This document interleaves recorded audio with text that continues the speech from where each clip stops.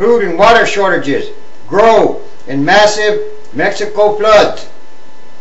We thought we were going to die, one woman said. Villa Hermosa, Mexico. Residents began running dangerously short of food and water in Mexico's southern Gulf Coast Sunday after a week of devastating floods that destroyed or damaged the homes of as many as 500,000 people. Authorities said 2 more bodies were found Sunday floating in brackish waters covering much of the region. If confirmed, the deaths were caused by the flooding. The disaster's toll would stand at 10. We are seeing one of the worst natural catastrophes in the history of the country, the President of Mexico said, not only because of the size of the area affected, but because of the number of people affected. Since rivers first began to burst their banks October 28th, the homes of an estimated 500,000 people have been damaged or destroyed, and at least that many more people have been affected by cut utilities and transportation corridors, according to the government. In neighboring Chiapas State, 4 bridges and 180 miles of roads were washed out. People are fighting over food and water, and the lack of electricity and running water are making life very difficult in the city, said Martha Lila Lopez, who has been handing out food to victims on behalf of a non-profit foundation she heads.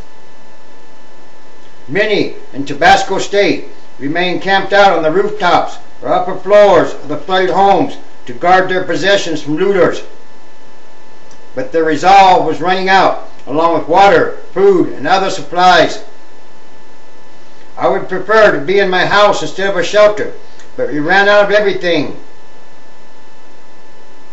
said Patricio Bernal, 53, who was evacuated by boat along with his wife from their home in the state capital, Villa Hermosa. We spent days without food. We thought we were going to die, said Marta Vidal, 47, who was taken to safety by helicopter.